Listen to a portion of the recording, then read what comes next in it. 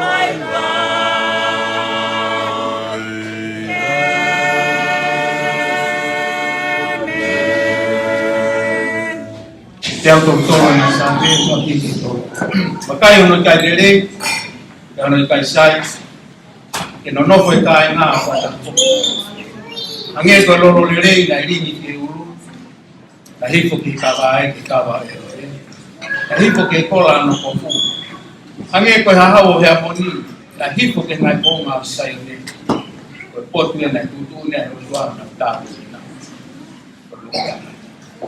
Maulon mau fapita fogo da pe wala ko sisu klaisi na ne ako ki mautol maulot ita mai ya maudea au pe ko ma mai ki wan ita pa no mai ko kuri pa finalo na me ko ya langi le ko ki maman ko ki mai aron ya ma ya kai ya nai fa ko mo da ma mai ha mo ke ko ma fa mo le ko ko Dewana fahuwa wa tukaya Afala kuma tulipi Ewa wadu Mamalo Mwakolonia Wadanata Malo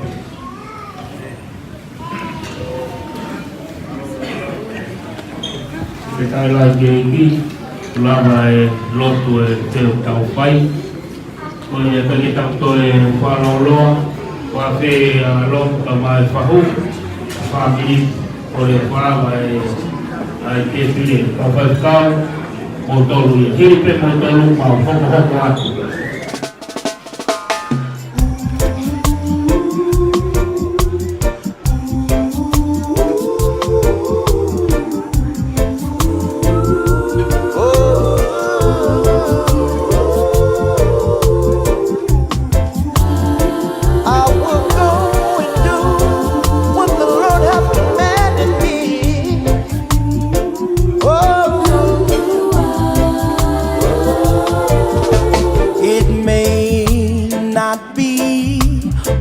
mountain heights or over the stormy sea. It may not be at the battle's front. My Lord will have need of me. But if by a still small voice He calls to pass that I do not know, I'll answer, dear Lord, with my hand in thine. I'll go where you want me to go. I'll go where you want me to go, dear Lord, over mountain or plain or sea. I'll say what you want me. Hello. I'm just gonna add on because my mom didn't get a chance to share her memories of my dad before we get his grandkids to do a little item for you guys. Mom, I don't know if the family was putting you out already because I didn't let you talk, but can you come and share a memory of dad, please? Te kore ke u whanga he whakatapu ko tō pē. E nai whai atu me muani. Ka e ata pia mo e whine motu a maulalo mo tai iloa. Mo whine motu a tu a ko eni. Ke whai pia haki I lea. Ka ku whawhetai hoku lau marie ke o tua mafi. I he whakakoloa pia mo e fuutapoa ki o kune liringi I he whiohi o ku tau whai e whamiri.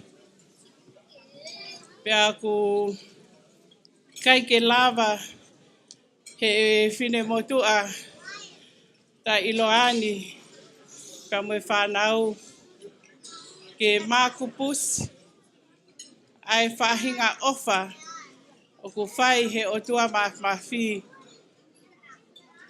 o lawe no ai motua ko pekia ka mai ai ki whamiri masiwa koe. Pea ku te siomata he ofa e o tua ka mo ngawe na ne whai he lolotonga o e mea whaeiki o Siua Mapapalangi. Pea ku mautuku pea e koloria mo I whakawhetai ke a ana pe o taingata.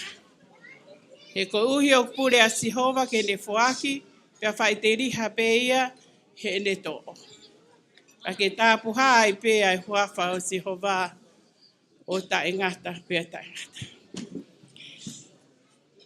Na e hori e whanau pea mo katoa ni po ke uwhai ha manatu meri. Kana e kai ke uloto ki ai. Kono uhinga pe o kai ke wila pe ke hae kurea koe whai. Pea koe, pa koe ne o toe ko whanau ke pehe whanau ke nau tamai ane po. O ku na e kai ke lava ai ke lea mami o whai ha manatu meri. Pa koe ne o nau toi hori ke whai ai manatu meri.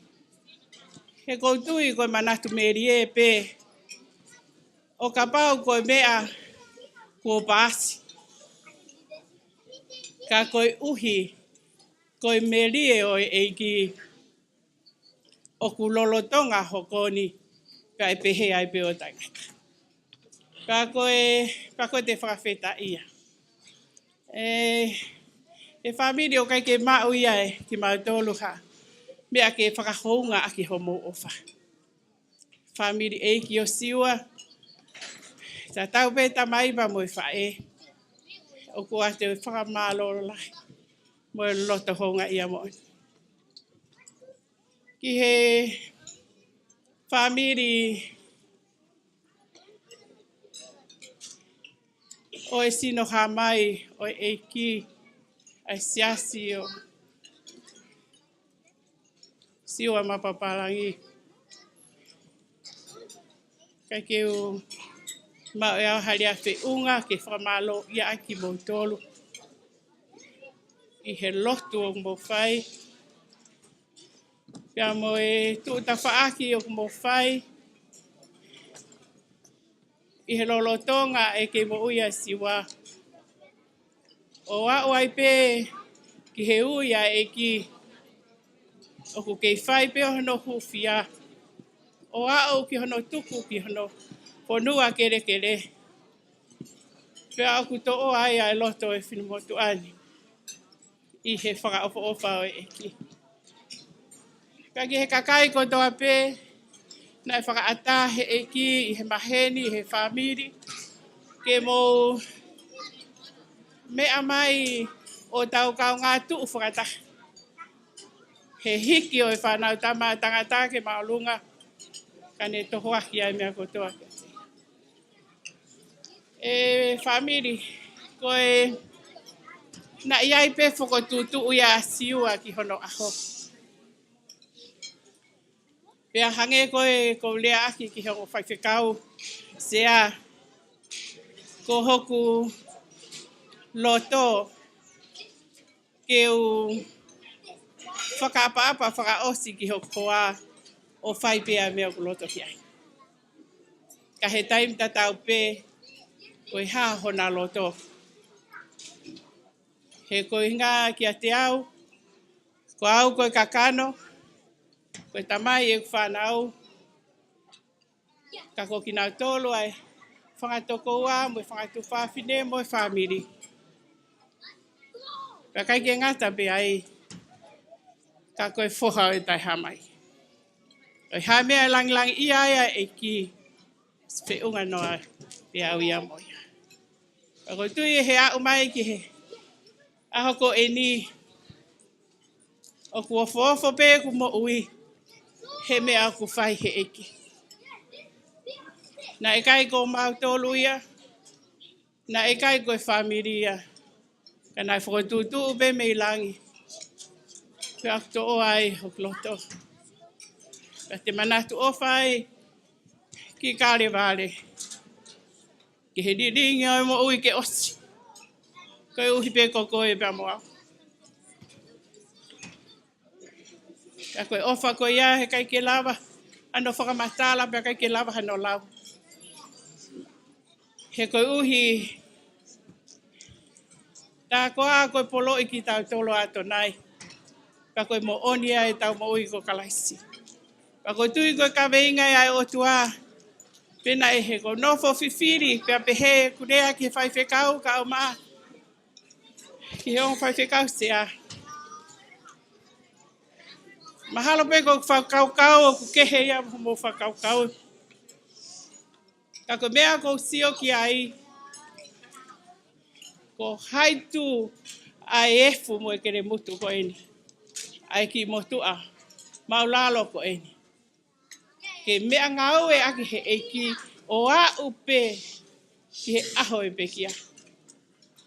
Koe uhi pe ke kumi lau maari e ai ai o tua ki hono pule anga. Ka ko tui e whamiri, na e kai ko siua ia na e loto ke whakatahataha e ki motolu. Ka ko tui ko e ki ia na e rea ia. Ko tui ko e rea ia siua na e whai mai kai te au.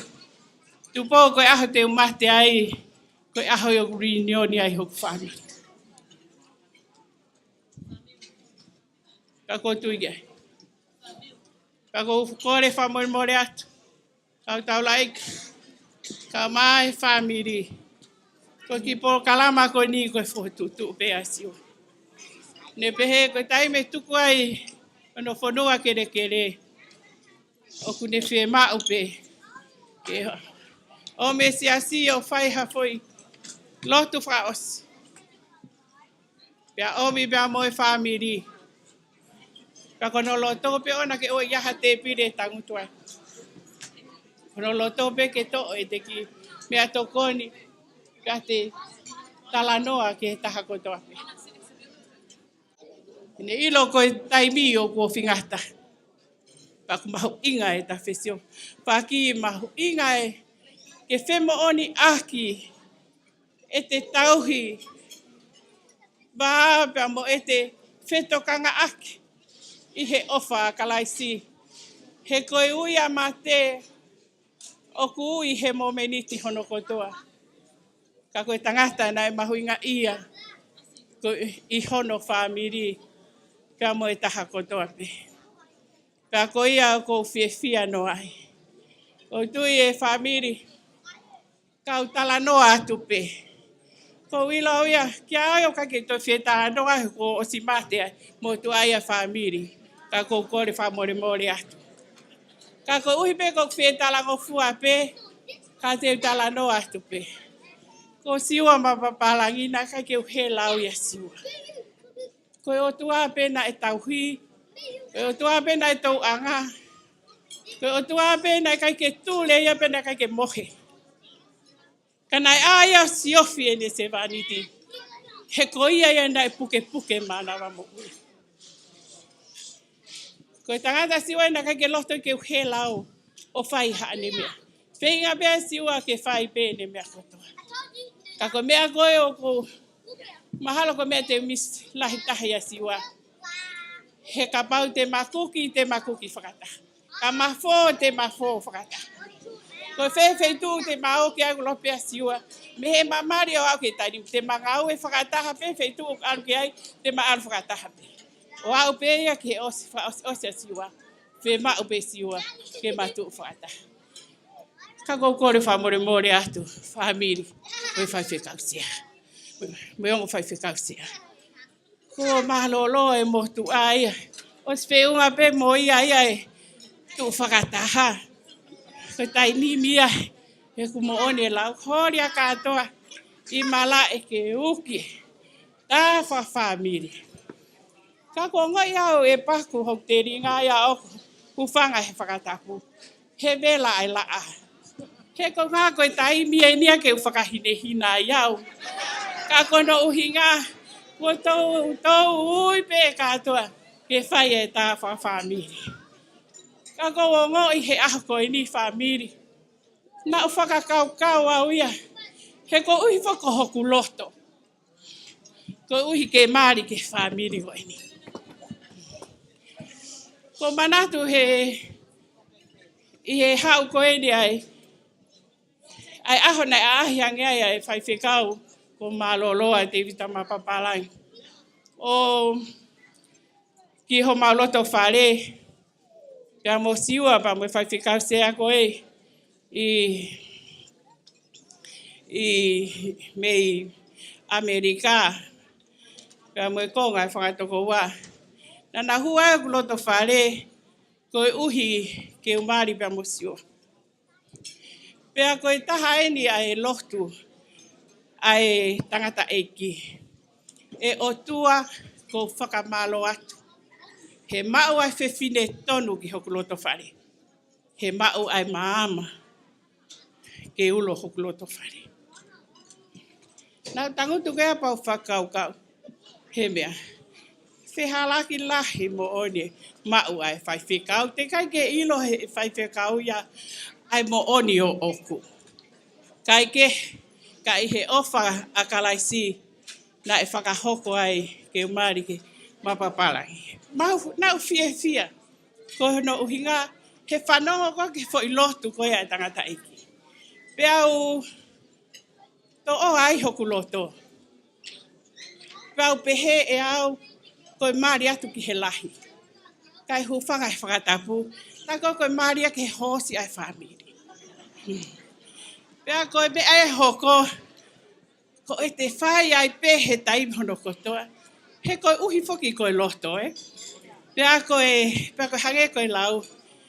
E whamiri ko kore whamore atu. Iha whahinga whakawhotunga e whinemotu ani. Peha ane to onga mo ui. I he na e whai I homo loto whare. Koe ki whinemotu ai nia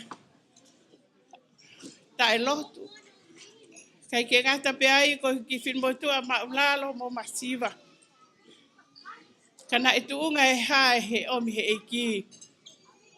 Keu hau o piki atu he homo loto whare. Ke whakamāma ai whakapourini. Ka kou kore whamore atu. Ka pau nei aha te to onga ha te whakawhotunga. He taiwi na e kei mo uia ia siwa. Na e tāu ia. Pea moho mo wakai, pea moho mo whemau. Ka kou hufanga he lotu lele ia e ki. Ke mo whakamore ia. He ko si oto ngāta ngāpe. He koe lele mei motu. Pea koe hauia ki tonga lahi. Koe whonua lahi. Ka koe hange koe lau. Neongo pe e te motu. ka ku te ofi mai pe ki taia I ia me niua kai ke he ka ko whawheta I pe e whamiri he mea katoa. Ko e katoa ko whakamalo lahi atu. He to'o whatongia poto ke whai. Whakamalo lahi atu ke apihala. Pahai whewheka ka ki mautolu kotoa a hamatakure. Ko e kai ke o mau harea whiunga ke whakahounga aki. Ai fu ofa ko ia ku mo whai he motu ana. Ka ko bea pe ko hongo I mala e. Nau pehe au ko whakatu whawhine o siua ko nau tolu ko ofa iau. Te mau uma, te mau whetangi. He mea. Ko toki o ngo I mala e. O ku kākā e mau mea. Ko e konga mala e. O totonu ke hawa e toko ua. Ka kou sio atu, o ku ae fu whala e o ku laka. Pea toki tā pelu pehe ki olunga. Ka kou ku sio ko fu sino laha. O si whiunga pe whala ia pea moi mea. Pea moi si motua. Kai ke toi hao atu kita. O ko whai whekau sea. Whakamore more. Kai ko au ia ka kou sio ki te alua o toi kumi haki wheitu e taha. He kumouri aki pe au I whaitoka. Ka kou kore whakamore more atu. He ku hange koe lau. O ku te osi paea pe kita ia. He ahoni. Kai ke koe anga pe ia e tukua. Ka koe hange koe lau tamai tomi. E toki hau pe mo ki sa volo ha aho. E hoko aho toki keri I pehe tafa aki. Ka koe ku whia. E ongo whai whekau sea. Whamore more pe. Ka pau pe e iai ha mea pe he. Mo mea mai pe ki he whenga whare lotu koe a Melbourne. He kulahi e kau I tou. Ka pau te toi kumi ha hoa. Koe sio pe ki he langa e whare lotu ko sio wa.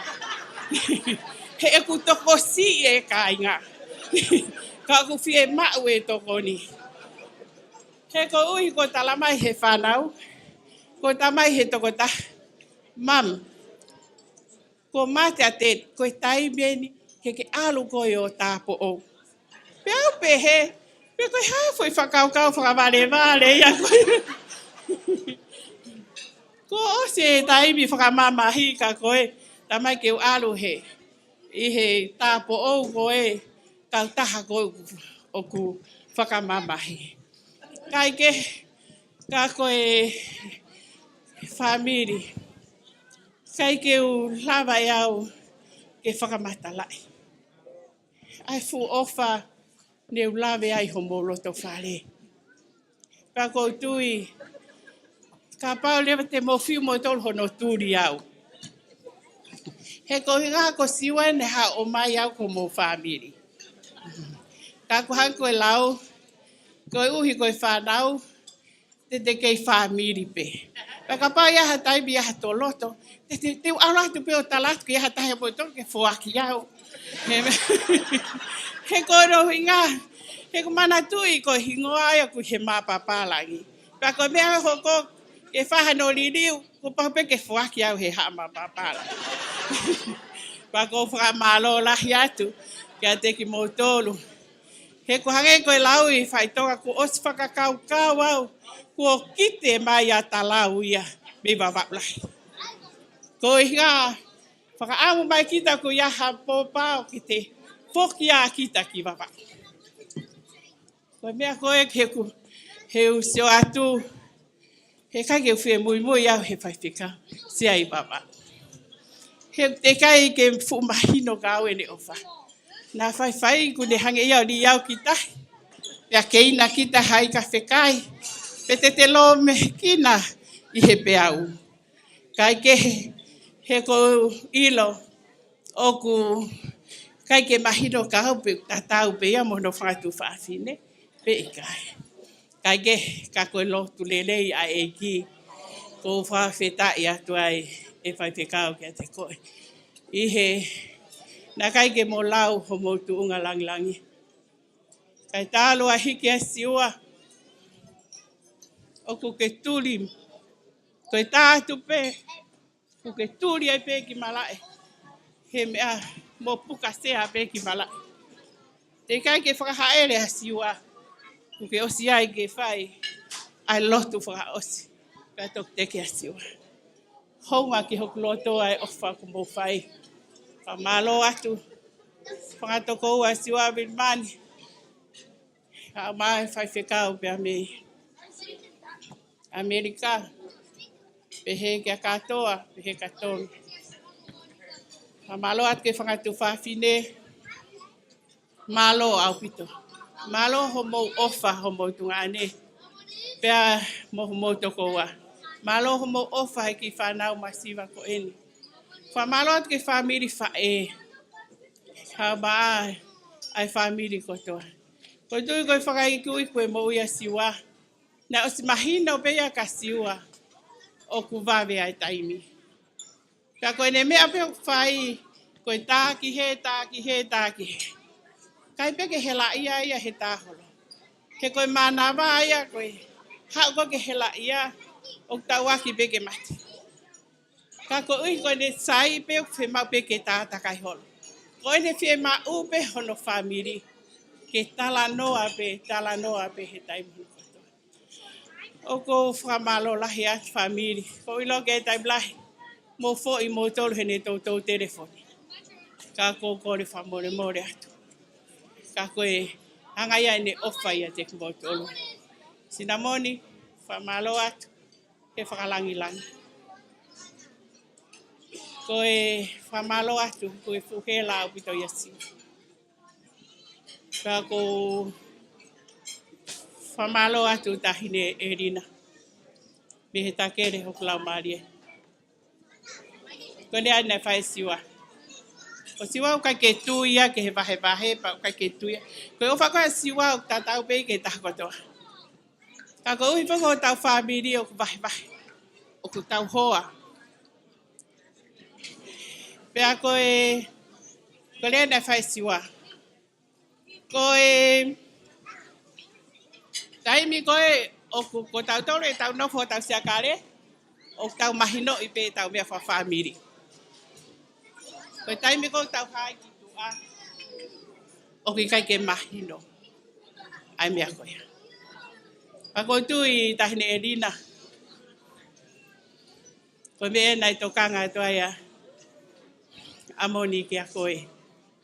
Ko koe peo toe taha. Ka ko honga ia. Ka ko whamalo atu. O kai ke pūri a erina. Nyongo e wahe. Ka koe uhi. Ko koe ai mehitanga au toi. Whatawangi whai tāpe ki na koe he eki. Whawhono ko he eki. Ake ai tāpua ke kune mau ilangi. O atu hamo ui wholoa. Kia te koe. Pake whamalu ko he lau maria o eki. Mau ai peo o taingata. Kau whai whekau whamalo atu. Malo e lotu. Malo homo ofa he motua. Na iai whoki a kore a siua ki he tikoni. O ku mau teu whoki he misnari. Tia mo e teu ki he sio ki he whare lotu. Pai a kore a siua ki he tikoni. Ke mau alu ki sene. Ke mau ki sene o whai ai a konseti. Ke he ngaue ai siasi. Pea koe hanko lau ko malo lo ia. Tikoni, o te ke toi whakaukau mai koe ka au ke alu au o konseti. E mea, whai toko taha tua pe e koe ia e fo i konseti koe ia. Na e sai pe he taipe koe ke mo ia motua. Ka koe whamiri au. Ta e pau au pito ia he petinau kei ofa tatau ko ana au tō luia pe kai. Kai ke e whamiri o ku honga ki hoku loto. Kai ka mea te sio ki ai, ka ko mea ko sio au ki ai, hanko kulau koe ke kosperi. Koe hae mea au ku whakotutu he eki maa ki tau tō. Ko ha mea o fotutu he eki ma aisiasi, ma ki tau tolu ko ui he folfola ko ngahi mama o mamani, pa ui he folfola ki tau tolu, ko uhi pe ko kakai o ku ia kalaisi. Ko uhi, ko apitanga ko o ku tau whai.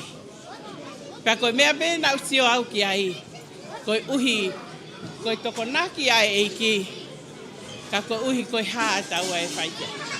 Pa ko ofalahi atu ka te kumotolu, ko ikuna bea kalaisi. Pa ko whakamalo lahi atu, e whamiri ko toa bea siua. Ofalahi atu ka ki motolu, ka ko whaamu pe o anatuku he. Ko ngā ko si i whanau whangatu whawhine, ko o mou whanau pe. Whangatoko ua, ko mo whanau. Ke koe taha koe mea na kai ke lota siua ke whai hamea. Nani tā mai ko whe ma uho whamiri ke nau unu mai ke tu whataha mo whanau. Ke ua pena au ngoi he whanau i he taimi koe e uia iau he eki o ku missing. Pea koe uhinga ia koe na whaama siua ke ue whahamea. Ka mo unu mai ke o ngoi pehne whanau o ku kei mo ui. Pea koe pea kai ke ngata pe ai, kai mahino ki he ne whanau, hono o nau whatongia ke a ki motolu, pea ke mo oni e nau ofa ia te ki motolu. O whalahi atu whamiri ka te ki motolu he wafo sisu kalaisi. Whatawange ke whai tape kina ki motolu. Te whakawa he kia matapao loto langi o ne lingi ai tāpua ki kotoa. I ho momo ui ho tau loto ngā o whai pio tangata tua whai.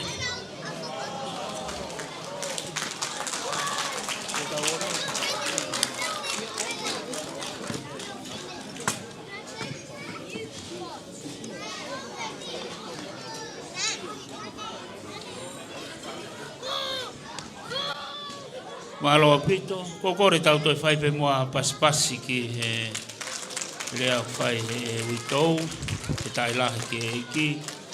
Whatonga ange koe hoko ai ono, tau mawahe pe a mei heni. Koe ki taimi pen te tau enjoy ai e family, te ke whanau, toi nau ki item, te nau whai te nau ki item, koe a kokore ka pawai pe a taha urea maa whana, whatonga ange koe hoko ai ono, koe tau osia pe me heni. E tau ki mea mai e whaifkau, a so siwa, e tau whai tau lot wha osi, koe lava e tau whiohi. E whaifkau pura e wāhenga, koe tene tau whai tau lot wha osi, koe lava e tau polo kalama i e ahoni koea, ke tau mea toko ni, ke whainga maari au pito, ke whainga maari au pito, hange koe mahirea, whamawhana, pe koe mea pene uhinga ke a siwa, ke tau mao e whiwhia. Koe rea koe ne whai he uitou, mone rea e whine motua wawau, ko rere mai tangi, ka ku me mau tangi ko hiko e mawai pa mo siwa, koe ni te mau toi tangi, a manake mawai pa mo e uitou. Te ke lava ha hoa e taha. Whie lau e koe wawau.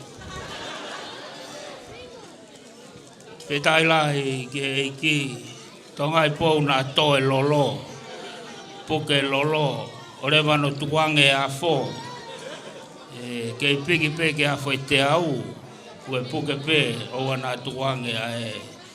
Koe anga fo ke rea wawau, koe pehe mai te alu, uinga ia te unofoa. Uinga ia e rea whakawawau. Koe mahino peka tau tole a honi, neke ke uinga pe atu po. Nofo mao pe atu po. Ta hokoko te tau whio hi mo tau amanakirerei, ki he tāpua ki hanga e ki o riringi he tau whio hi. Whawhetai ki o toa, koe koe tau ki whio whiwhia, neongo koe e kama malohi he tau hawhangani. Ka koe ki hanga he kama malohi ki ne mau i ai, ai whio whiwhia e kakai ai e ki. Pau pehea e whamalo lahi atu, toe ngai mirisi, pe lava e tau polo kalama. Koe ke tau kei taritari ke aitemi ai whanau, waha tau whirea maa whana ki short pe, Sot pe ka oa sawa ka sweet e tau whiohi.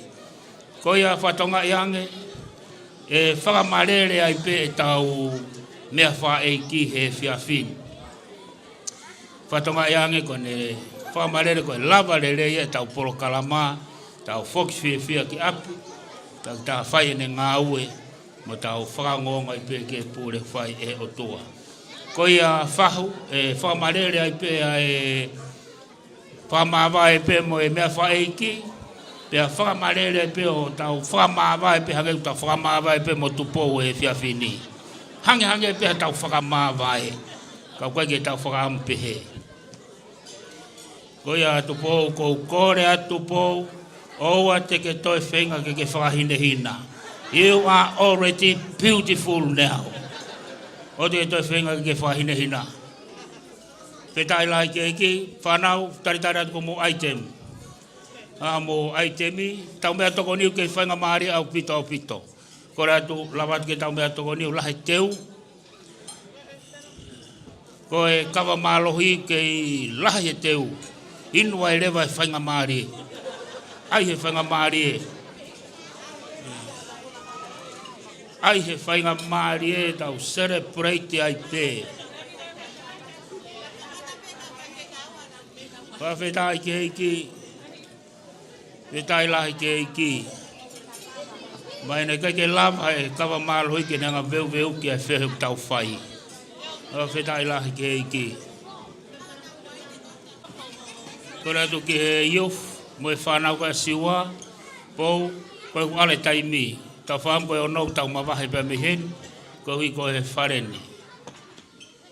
Kora pe mo teu mai, patonga e ku ale tau taimi, e whaia te whanau e nau ki item. Koe kamata peia e whakamarere o tau whiohi. Teu mai pa mo e whahu, tapa mo e whahu, tene whakame ite, koe whakatoa ia whakamarere e tau whiohi. Koe ngai seni tina he whahu, e riko toa ia e tau whakamarere.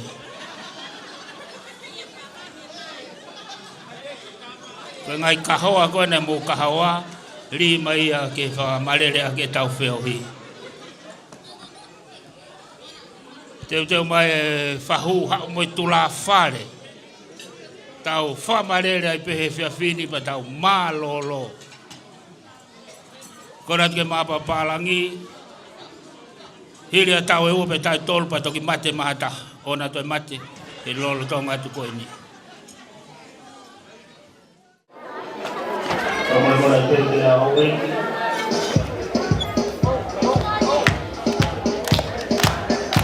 Koe whana wene, iskasi o siwa. Petai lahi ke eki.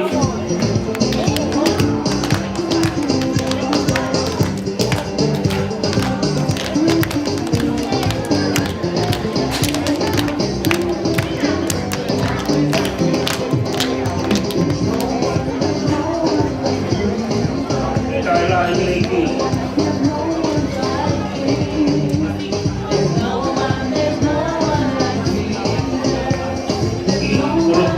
Siua Mapapalangi,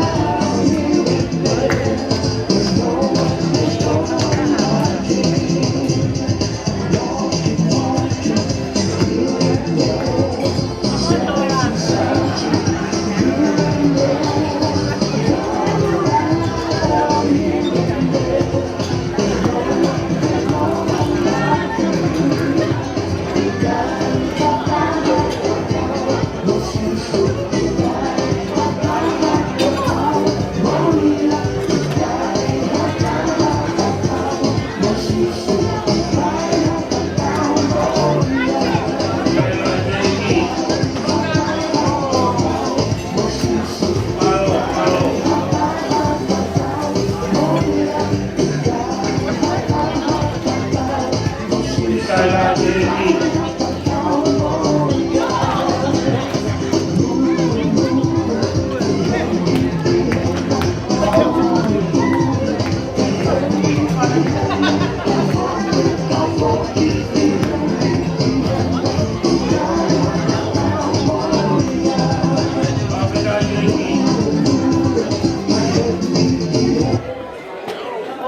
Malo tau pas mai ke whanau. Awira ki Toiga ki pasna joko si ka ta tau mo sisu. Toiga mo sisu fa mana ko fa pare ko algo ko ngai feito. Toiga mo ka ta tau mo sisu. Ko ya mo sisu ko ba mo sisu mane fa fa ko nita mai ki. Ka ta tau mo sisu. Kasi mo ta magi o simono ni manoai ki lot. To Pafita ki pamalo ki sikai fai mga tamay ako e ngai mea pehe. Whakapare mono le wakiloto.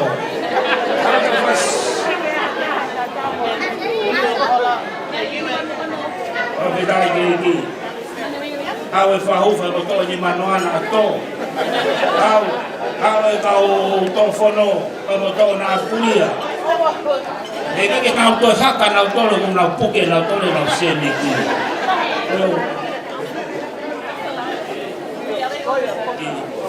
Kita hanya menunggu itu ke Manoa.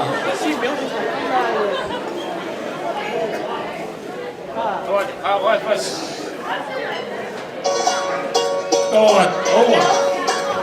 Kena ilesone na sosiwai. Kena ilesone na sosiwai.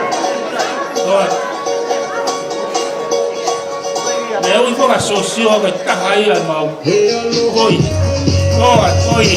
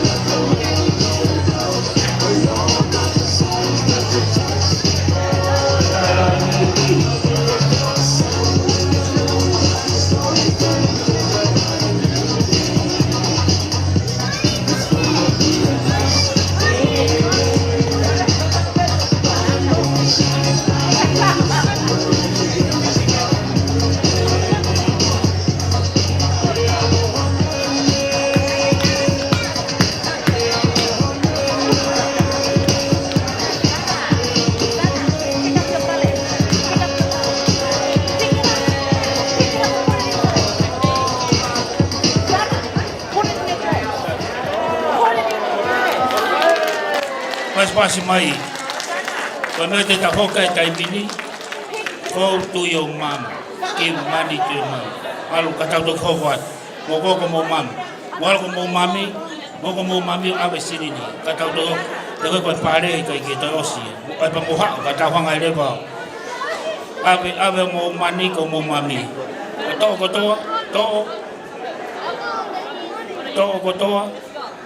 Eu que to pe sini ni ai family. To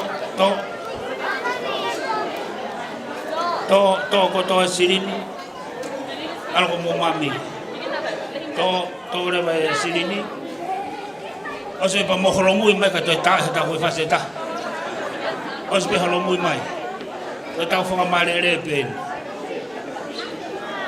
o se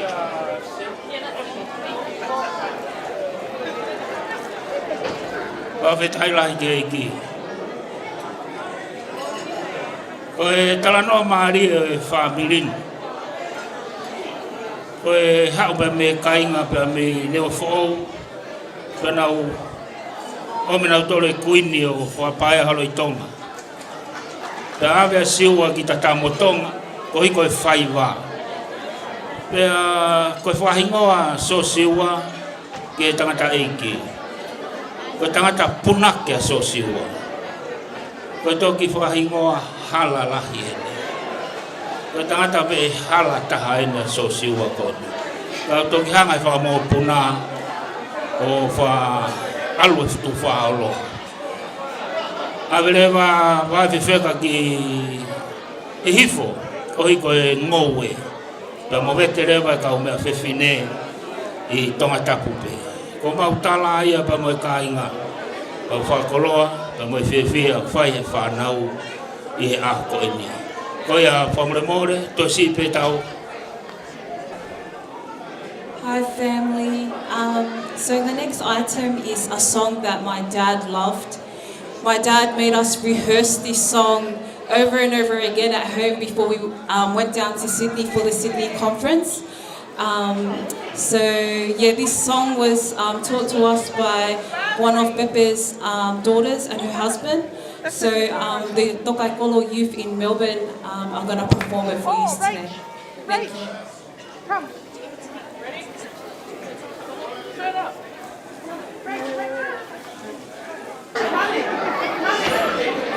Whanau pena sio mutu pou. Nea kai ke pota so sio e whaiwa, ka koe ni whanau enu nao.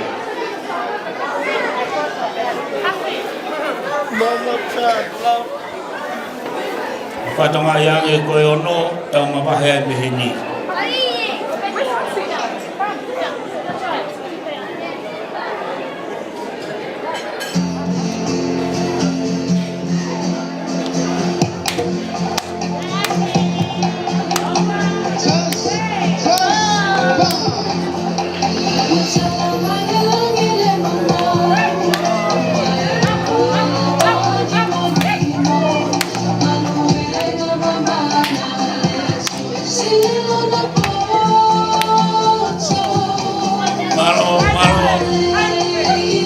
Wafetai ke iki. Awa.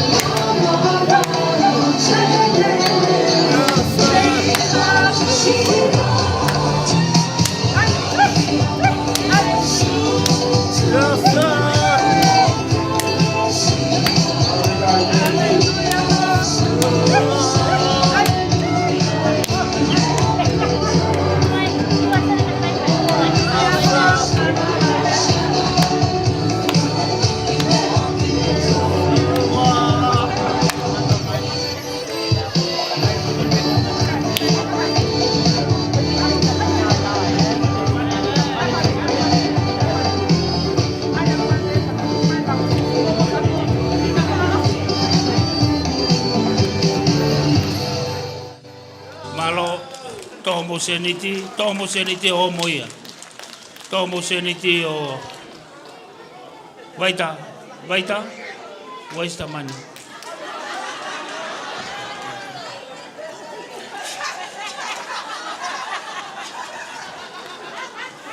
Wawhetai lai ki koe te tau whiwhia hon.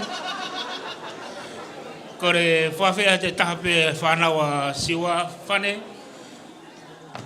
Aine ki whahiwa, ka e te mai ai tempa se ka whawhetai ki.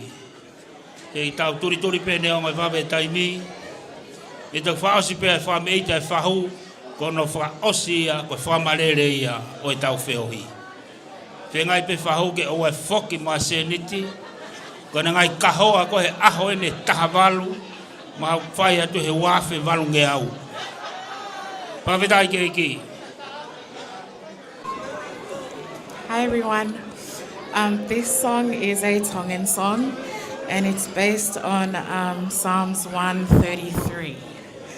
And just a little bit about it. It's basically talking about how great it is that we all live in harmony and togetherness. So,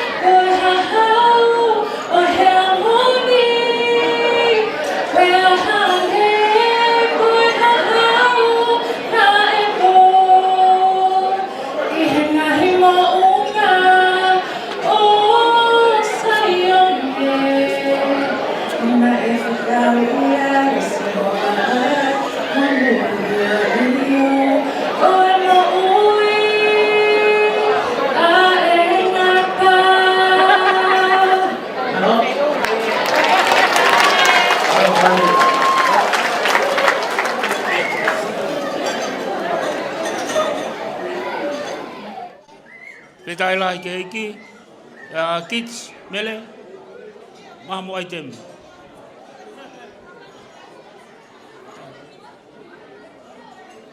Katak pe famule more e fahu. Famule more pe ki oat mai whanau. Ko hai tau fia. Siki whanau e na siua. Nau roto pe ke nau kau. Ko re famule more ke he 5 kau e wahinga.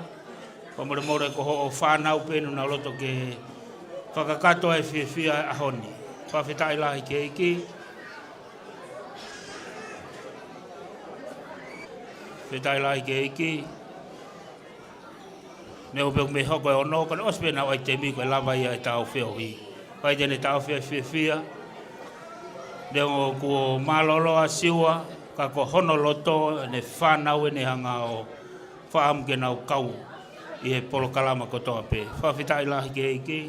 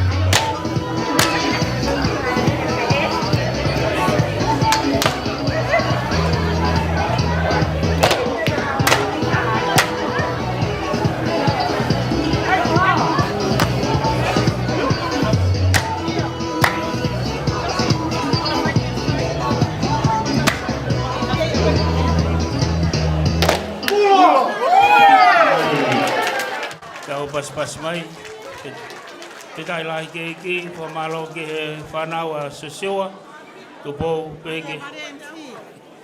Malo e whakapare, po whetai ke iki. Toina foi item me taha whanau ko tau lava ia.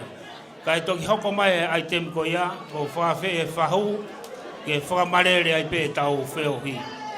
Whakamarere pe tau wheohi, kore whahu kene mea mai. Whamore more moa ange au kai whaki whamei te whaos, ko e whakamarere ia ai mea whaei ki o ahoni. Hiri pe ko ia te teo mai item whaosi, whawhere whakau, whae tau lotu. Ko ia, ha mea koe whemau, whainga mahari e pēr teu. Petai lai ke iki. Tau olonga pēr e whahu whewhine, kai tula whare, ai whahu tangata. He kai ke toi oange ke rea e whahu, ko ui he ka whaiwhai ange ku rea e turi tau tolo he kau ngā piri.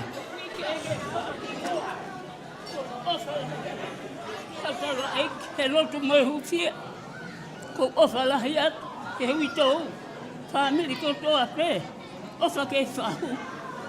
Ko e kutuni, please, hena ke ai mea whakakanoko, mea whakalau maari, kam heni ai family, kataki peka pilawan pēr wen. Ko e whamiri, Sa me te auto tolu, rake tolu. Whananga mai, family. Hako ai mea, ko ngai o. Iyo, ka ulau atu a, loma mahi balu, Siua balu. Koe kakai kotoa pe ofa ke otua, e se ngawe ake mea kotoa ke lelei. He koe kakai ena ni ostoka mea, ostoka tuun, ke nau hoko ke imisi o alo.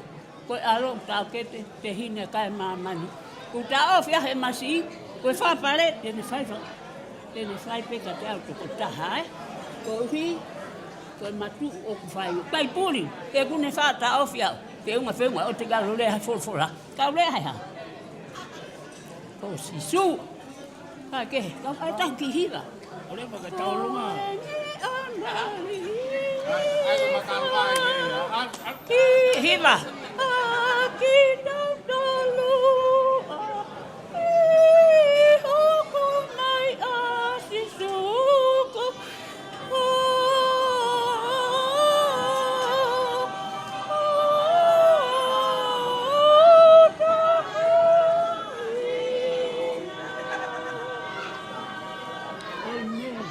Kai tau ngā tamai pasi. Ko se whakalau maari e, ka tau alwan ki... No. No. Alu!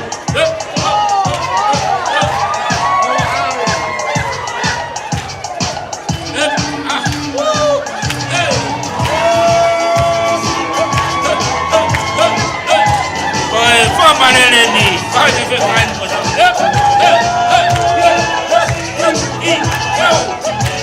Koe, ase kātonga!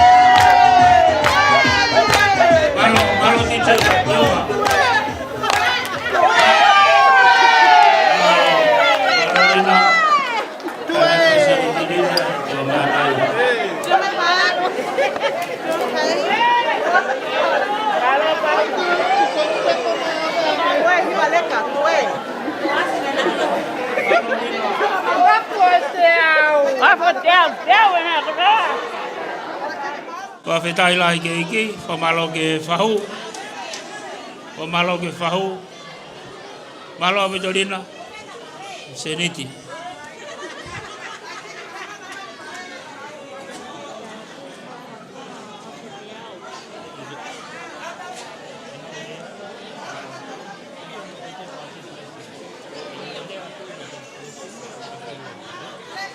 Kora tu ki a whateau,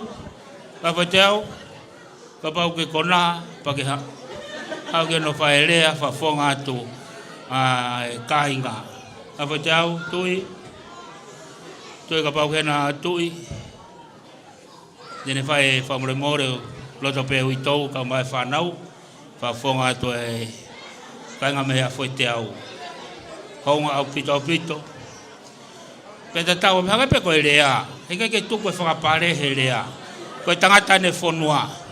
Lo tonga pe ne lea, whae pe whakapare mo mea e lo tonga ne lea. Te umarewa e punga talavou, tau item house. Kore ke uhufanga tu e tala whakatapu ko ose no awhaki. Ka tae mua kai te au ke u whafofonga te fonua. Malo.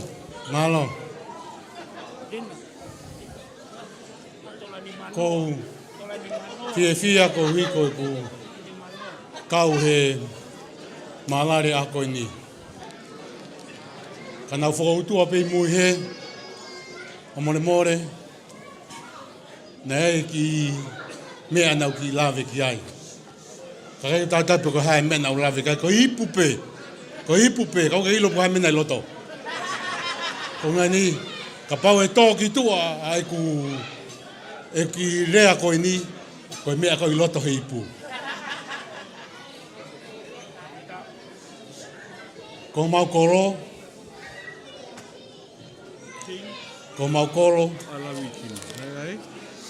love you brother. Ko mau koro, o giai peho mau tala mau toro. Koe ki mau hange mau toko wawau, ke rea whaike. Ko mau tala, ko rea hanga tonu ko mau tawia. Ko rea hanga tonu.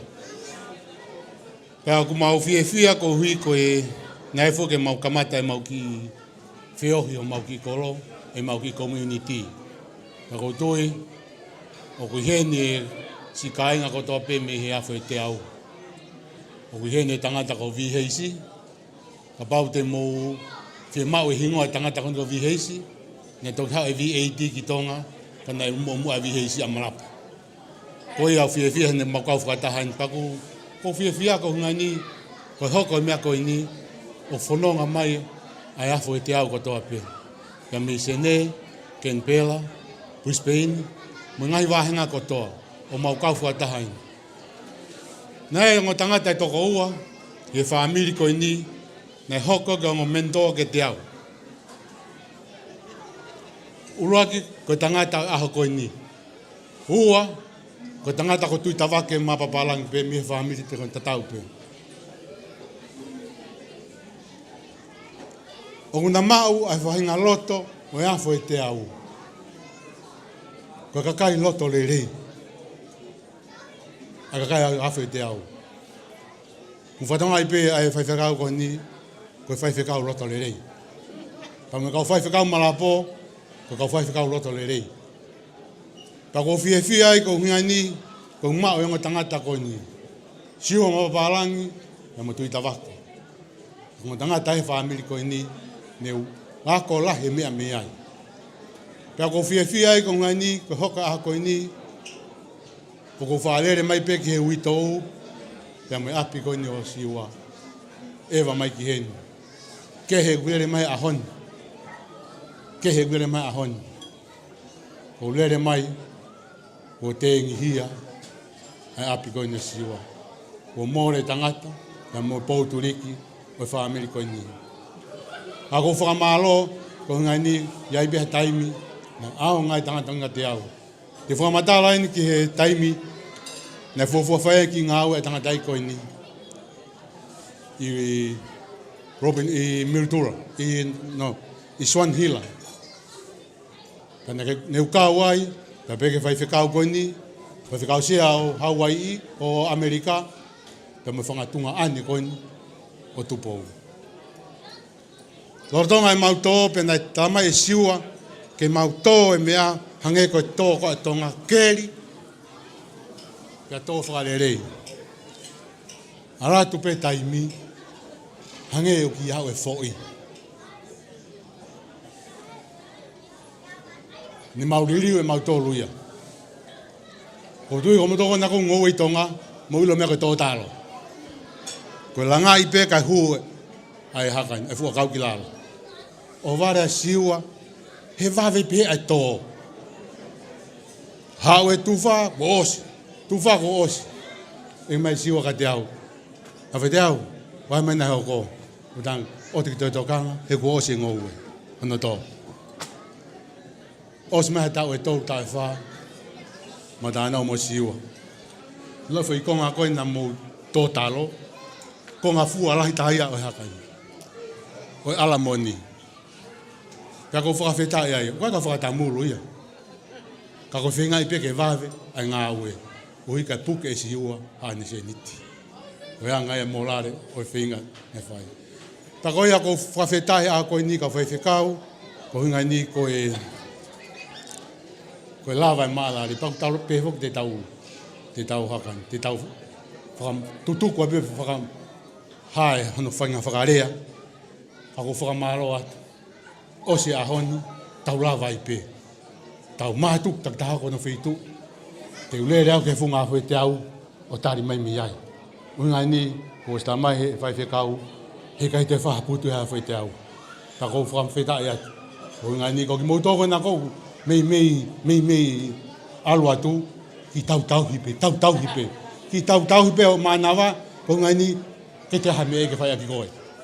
Unga ni, tau atu pe, ko unga ni ke tau hoko atu, ai tau whiohi. Ko malo atu whaiwhekau sea, pe ka whaiwhekau kotoa pe, ko unga ni, koe mahalari a koe ni. Ko kore atu, DJ, tai mawhasi au whete au, kau alu au. Mari, maka, ma whai whasi a whete au, whai tene tauwhi e mawhana.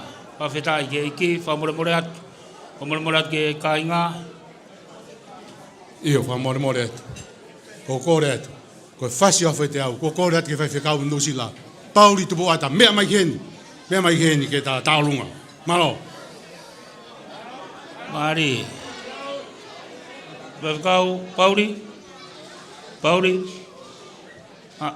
koe tahaine ngai whahu o e Mapapalangi.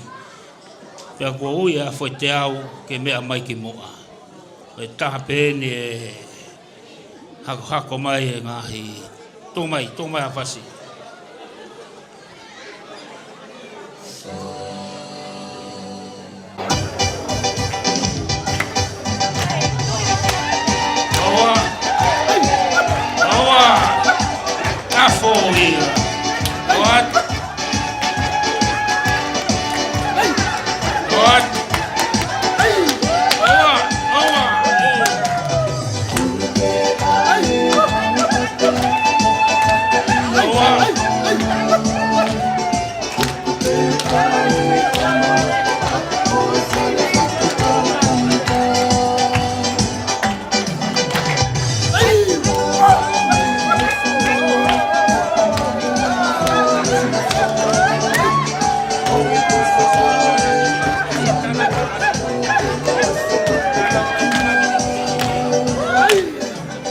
Whawhetai ki heiki.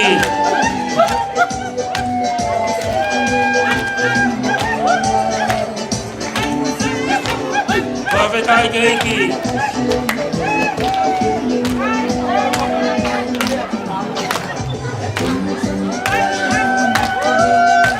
Whawhetai ki heiki. Mari.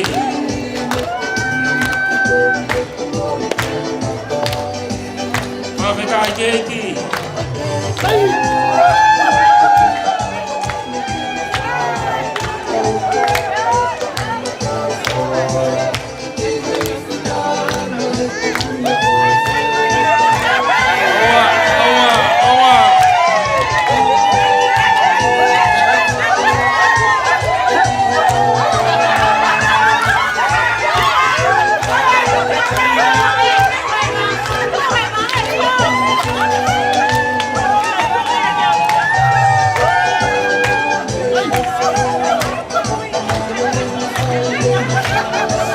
Whawhita keiki.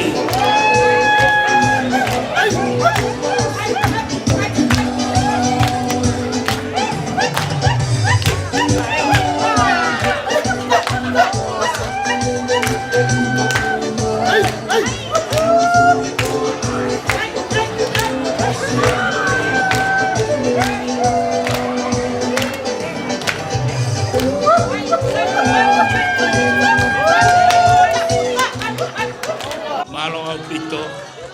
Koe ko koe pe kua hapare, kana kuma ki whaiwhakau, kamana ki whulawa ki Lusila.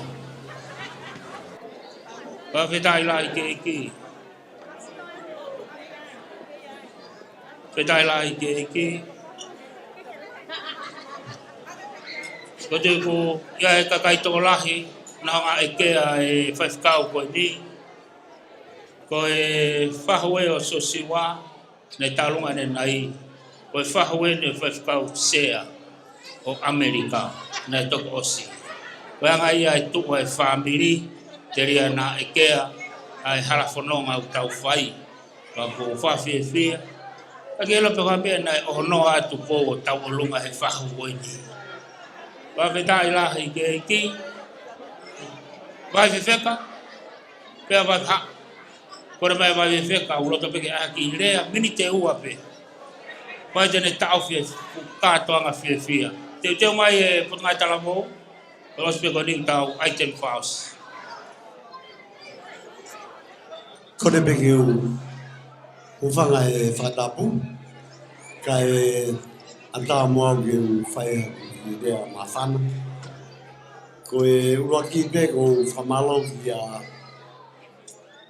ki e kau whaiwhekau kotoa pe, na e si lava mai e mea whakaiki o Siua. Pe ki e uitou pe a moe whanau. Ki a Siua Mapapalangi, pe a pe ki a Paterisi, pe a moe whamini. Nai whoke ukau au he kau lea meri e koe ki a Siua. Ka nai ke ukamata au mea te vita. E ko unga ko ki api siasi ko ni koe i Sydney ko ni koe ko petu bongbong. Ko ki whare papa pēna e tuwai he taimi koe. Neke ke tokola he kau tonga he taimi koe a i Sydney. Ka koe tangata iki ko ni koe ne mea nai whai koe waku koto umu takai holo ki whare. Sio pea i a Siua me whai pē mea tatau. Aruha ke pe mo Paterisi whai pe mea tatau. Ka kuku whoki koe ni. Koe mea pepe te mautari ke alatoa whai whekau ho muusiasi. E ko unga ko ngai tamai na nau keri ko to umu lope ho muusiasi. Kai ke whamalo atoa ku whamalo ke motolo no kotoa.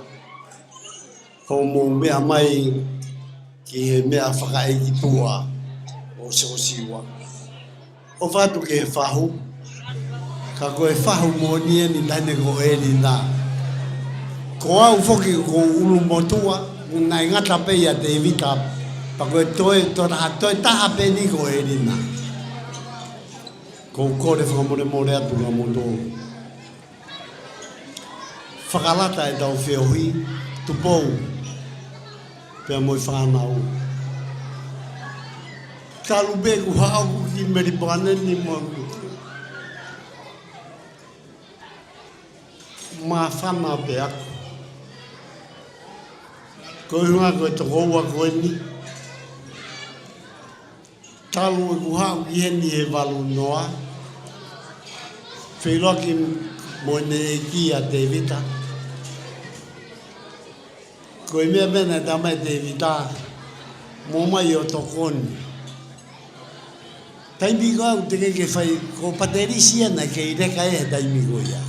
Ka ke ilo me ko whea risi e taimi ko ia. Fai whekau whuka risi. Ko siua, ka koe tangata i a te vita. Ko hau e mama fo ou he taimini, o kaimeri e pana winu i he api ko whetu pongpongi. Ka nai kai ke mou ilo, ai kua huiri, ai tāpu puha, ai tangata i ki koini. A te vita siua. O kai ko hawhalaka mamahi e ni whamiri. Ko manatu meri e mo mooni i he sio tonu. Mo e tokoni he na mau keri. Nai a ui a ori e huo kai pe mai tangata i ki. Tō e huo.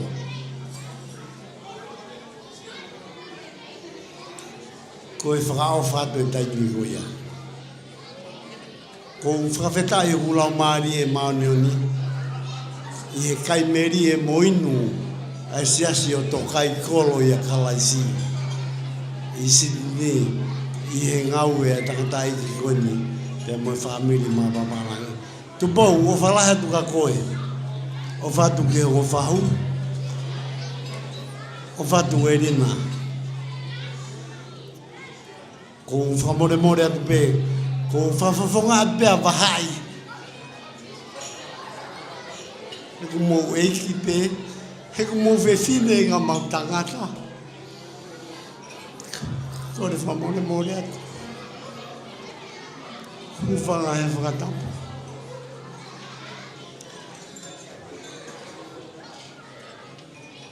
O whalahe atu ke whamiri o Siua, si whamiri o Siu. Hoa te vita. Ka tauta te whito ki whamiri o i witou pia mo e whanau. E nau kawau he o e ewa koe alua Siua, ewa koe ka tupou. Koe fusiana whoke tangatai ka tupou koe fusiana lahi ia. Naki ke mouilo e motou. Fusiana ko samiu tapa. Nā maua te a taha o ku uha lahi. Ta whekau a Siua ke helpo ke hopa kamai Siua ku uha whekau e pirimi wherila. Atua! Lere atu, ura atu ku tuku ma samiu e mata pape ma to e lere ma Siua e tamai Siua. Ko samiu e nia ku tuku ma e mata pa. Ka koe api ko samiu na tu heki vei vai tafe.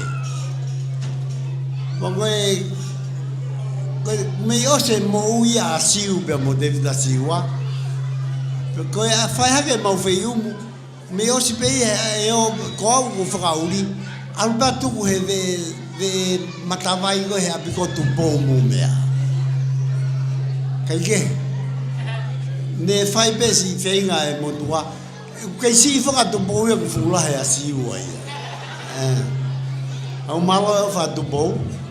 Ka ku tau whakawhetai ko toa pe o whae o tua o ku whai mai tau moui whamiri tau lotu pe ke lahi pe mou tokanga ki he lotu o hange ko au koe tū koe ni o kai ke uilo kei whaketari e hiwai a mo risi ki alo whai te kau e mampo ou mahalo te uwhenga au he sastonga he ko ilo ana i hen tama e ilo ke o langa ke masiasi ta mo erina. Ko o fala hatu nga motolo ko tope si fafofonga e be family niwa o wahai ki motolo ko toa si family o Siua te vita mo e whangatu o whawhine whanau pe mo e family tua whatu kau si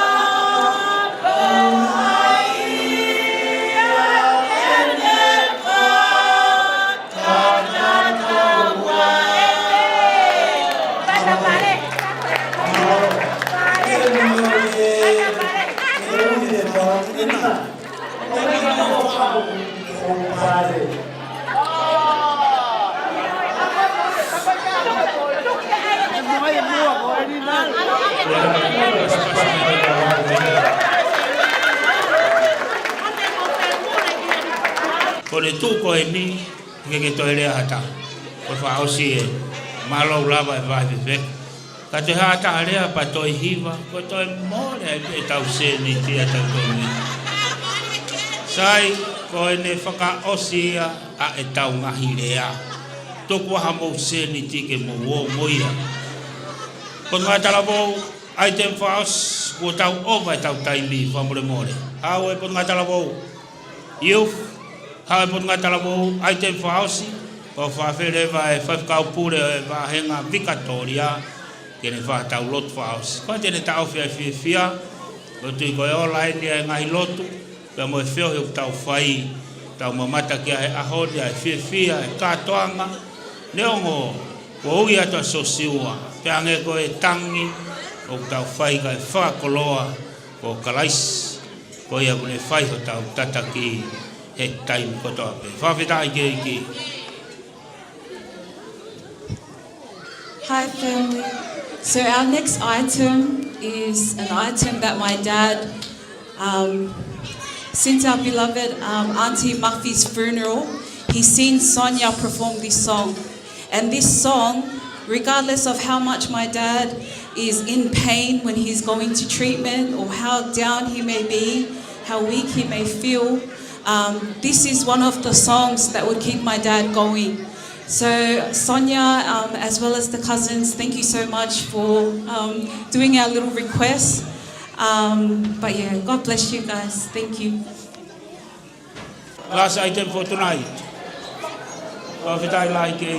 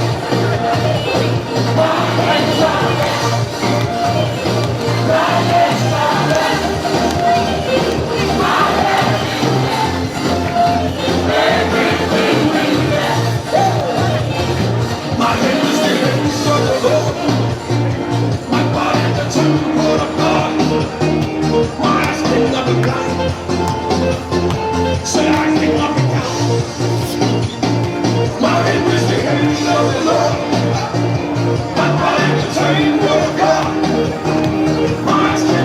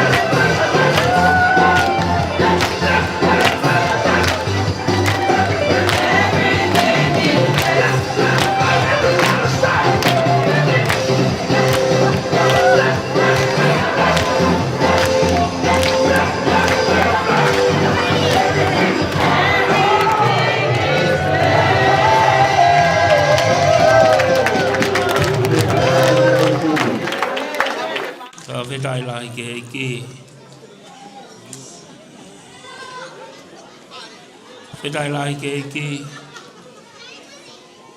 Lava ia e whameite. Whaho ka mālomo pehe ke toinga family. Lava ia e teu. Whai e whanau me whamupuna so Siua Mutupou. Whaosia ki e hiva pa mo e whekau. Ko ia e talamufua ke whanongo ke wholofola ai o tua. Ko e hapeha mea tene whai. Whepea wheituku e mono ia. Everything is blessed. Ko e tala ofa ia, family, tau mātuku aki ia. Tau loi pea so Siua. Hapea mene whai so Siua. Nei tāpu aki ia. Ko i beko ne tala mufua. Ko i e kaki tau toi whaloloa. Ko kore ke whanau. O te longoa, whanau. O te whalongoa, ko whawhea e whaifkau. Ko e whaifkau ena so Siua. Ko e whaifkau pure ia. O e wahenga Victoria, sastoka i kolo ia kalaisi. Kene lava mai, o whakamau popo. O whaiha tau lotwa osi. Pea tau toki mātu. Tau pas mai ke whaifkau so Siua. Whai ke hena so Siua. Ko ne sevani tie. Whawhitai ke eki.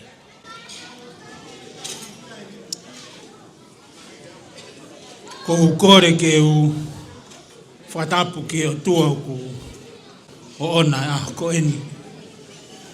Whatapu ke alomu o eiki. Whatapu ke a katoa Muhammad Apure. Whatapu ke he witou kai maa ai o ngō whamiri. Whatapu ke he kautaula iki mo siasi ko o faanga o so Siua. Whatapu he ni ki ha sola mo kai ngā ofa tau kau whakataha he aho ko eni. O whakautua pe o whanongo ki he hiwa. Kau whakau ko e mo ui ko e tāpuaki. Pea ko e mate ko e tāpuaki. Ko e mo ui a aso Siua. Nai hoko ia ko e tāpuaki. Pea he mate a aso Siua. O kei hoko pe ia ko e tāpuaki. Pak tāwhakawhita ia i ki o tua. Ko kore pe ke uwhaia ki rea whamalo ko eni. Ke uwhakawhunga i atu. Ki he hou e ki alom o e whahu. Kai maa e whamiri hono katoa. Ko utu pe ke e whawhunga i atu. Ai tangata eki whaifkau sea o e taio sisi o Australia. Pei kai ke ngata pe he whaifkau sea ka koutui ko e tangata eki Palestine o e siasi. Se ke tari mo e toko ni mo e kotoa o e siasi toka i kolo i a kalaisi. O koutu hen ke whawhunga i atu. Ha whakamahalo. Mua kore whamore ki a teki mautolu. E ui tou ka maa ai whamiri. Ko uhi ko e whakahoko whatongia o kumahowhai ke whakahounga ai aki ai sewa niti ko eni. Ka gaha me ai e lava. Ke lava ke whakatatau aki. A ngā hirea na mo whanongo ki ai. I he toonga mo ui. Mo e ngā ue na whai e sewa niti ko eni. Ka ke lava ia he siasi. Ke whakatataua ai mahu inga o e tangata ko eni. Ahaua fitu ko ia o e pereri. Whai e mau malanga. Te kai ke tuku e mau malanga ku tāngi ai ui tou. Ko so Siua e ni ko hik. Ko ne tāpuni pea e telefoni. Ko whakahoko rewa ke whaiwhikau sea. He time pe ko ia. Whaiwhikau sea. Ko e toko taha e ni. o whangasipi kua ui e ki. Tala mai e he whaifukau sea o i tai o sisi. E whaifukau ko tō taha mahu inga au pito eni he siasi.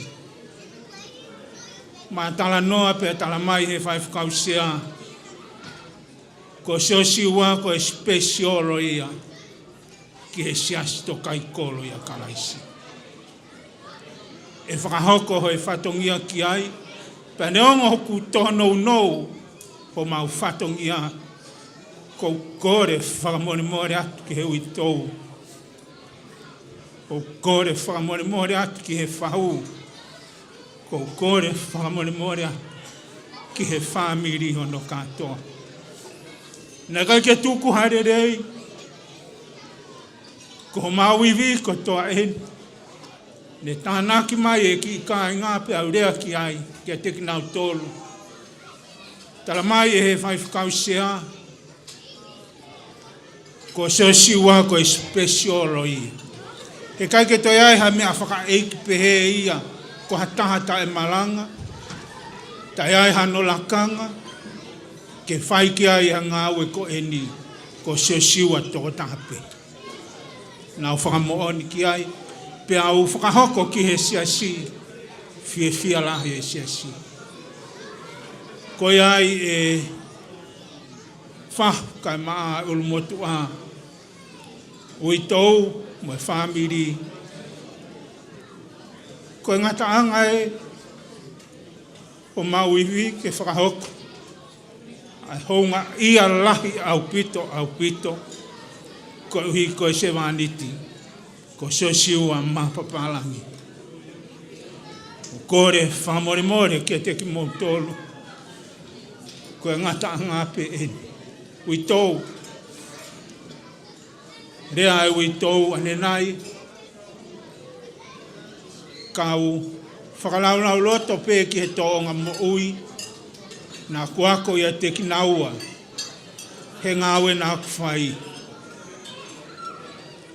Ko fie kau whakatape he whakamalo ki e uitou. Kia e rea ho tau whanua ko e api a whawhine. Ko e ngāwe kotoa a siosiua na ni hanga o hanga he whae ko e ni o whakae e a mai e ne loto le rei ke whaipe ha mea a kuloto ki ai a siosiua. Pena e hape a ngāwe a siosiua i hono siasi o whaanga. Ta koia e kutu he houa ko eni, ke whakafofo ngā i pēa e siasi hono katoa. Ko e ngata anga e katoa ki whetu pongpongi, mo whamiri, ko e ngata anga e ho maurerei taku. Ne lava o whai, ke whakahātu ki a teki mō tolu, o ku hounga ki a teki mō tolu, ai se wāniti ai o tua. Pea koi ai ki rea whakamālo, ko whaafofonga ai atu pe, ai tangata eiki whaifukau sea, kai ke ne iheni, ku ne puaki mai, kui tau, ne me atu ke he ki whatongia tatau pe moe, ni o tau ia i heni. Pea kia ia e whamalo lahi au pito. E wafa o sisu kalaisi kia teki mō tolu. Ko e uhi ko e tangata ko siosiua. Na e whai e kaunga ngā ue, kaunga lotu, kaunga tui, kaunga tari a sisu ki he mo ui. Kai ke he koia ki rea whakamalo. Whakaospe e ku rea, tautoki, lot whakaosi. Ko whie whakahoko atu ai ki rea na whai e he ui tou kia katoa. Kai mātou masi mo virimani. Ko e tauni whoki, na lere mai he tau kua osi, o hiki mai pia mei pefi o kamatanga awe i heni. Ko e tauni na e whiri he ki sia siosiua, ke ne hoko ko e sea. i he misnare a Vahenga Victoria i he tauni. Ange koia na mo mea i, na lawe ki ai e ui tou, a manaki e lere atu a sio siua, neongo e ne to'o hono toko toko, na whakau pe a sio siua ke whai pe ne ngā ue ki he eiki, ke au pe o hange koia kui ai he aho koe. Lere atu ki sene o whai e ki whainga. Pa koia e ku kore atu ki a katoa, tō mas pe a mo virimani. Tongo whai whakau sea, o wana ngalo e mau ki misnare, mo seo siwa. Neongo kuo, puri atu a seo siwa, ka kuia e whangafofunga ai atu, ke mo mana tua mai pe, e mau ki whatongia. Ma tautou tala noa pe mo seo siwa, ka tala mai e seo siwa ki a te au. Whai whakau, whai ke wawe e tau ngā ue. Tako e uhinga a seo siwa he wholaui. Kai ke ukia ia e whiawhia lahi au pito, he motua ko e ni ke whangafofonga i atu pe a e siasto kai kolo i a kalaisi. Ki e whamiri ko toa pe, a e whangamalo, kore, whangamore more, kai ai ha to o whatongia, kai ai ha whakahoko whatongia o ku tō nou, i he siasi o e ki, o ku mau hōwhanga pe, he tātaa o sisu.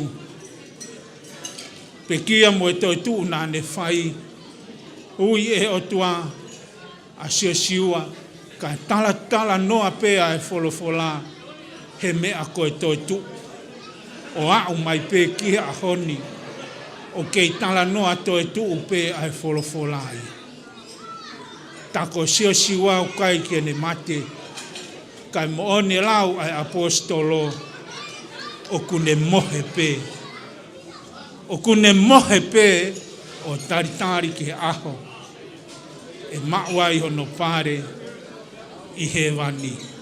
Pea koia e whiawhia, whamalo lahe atu ki a teki mou tolu ko toa pe, mou mea mai, tau kaunga whakawhetai ki he otua, ko uhi ko e ngā aue lahi, ko whai e se wāniti ko e ni. Pea ui ai e he otua ai whukakai toko lahi peheni, ke tau whakatahataha mai ki he potu ko e ni e whiawhini. Ko ia e ki rea, whakamalo ko whai e huawha o sisu, mo e whakaapapalahi ki a teku mou tolu, ko toa pe, o ku mou mea mai ki heni, he whiawhini. O whātu ki he kau taula e ki, Miriam, ka maa e kau tangata eiki whai whakau, mo ha kau whai whakau pe o ku mou i heni, o kia e whakamalo, ma loto hounga i alahi au pito, ki a teki mou tolu, ki a tau whakaosi. E ta mai o mau whakawheta i atu ki a te koe. Koe uhi, koe mo ui, koe whakakoloa. Koe uhi, koe mate, koe whakakoloa moi. Pea ku hape ia, i a koe. Mau whamalo atu ho se wāniti, na hoko ene mo ui koe whakakoloa. Pea i a honi o ku hoko, ene pekia koe whakakoloa. Koe whakakoloa ia ki he uitou. Koe whakakoloa ia ki a lomu. Koe whakakoloa ia ki he whahu. Ulu motua mo ongo whamiri. Pea koe whakakoloa ia ki he siasi. Mau mātuku atu he aho ko e ni. Mo oni ho mau tala ne mau whanongo ki ai. Ka rea reo lahi mai e wholofola. Ka ai ha mea te mau tauhi ki ai. Pea mau tauhi pe ki a Sihova. He koia na mau hau me ai. Ka ai ha mau foki. Pea mau foki pe ki a teia. Koia e whiawhia mo e whawhetai. mo whakamaro lahi atu e sihova ki a te koe. Ma whetai he mea ko toa pē, ko maui kuna, ko hui ko e whanonga anga, na ke omi ke mau kau whatahai, he ngahi aho ko eni. Pea ko e keresi ai eiki, mo e ofalahi ai o tua, pea mo e whiohi, e lau maari e maa oni oni, o whaki pea puke puke aki ia, ai whamiri hono katoa, mo ki mau tolu ko toa pē ho sesi, mo kai ngā ofa hono ko toa pē, o wana ahiri, kai whai pē o tae ngata. Amen.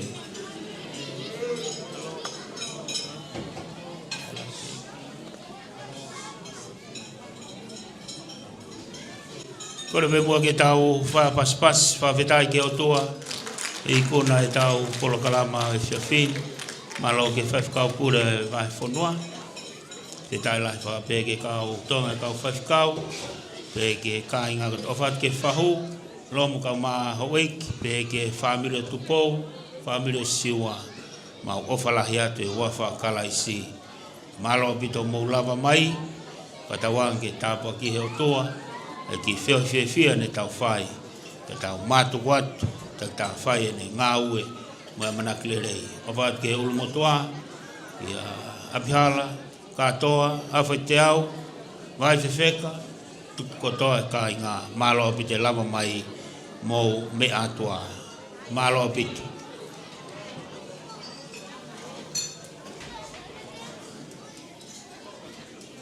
Malo Paula, tai lai ke iki.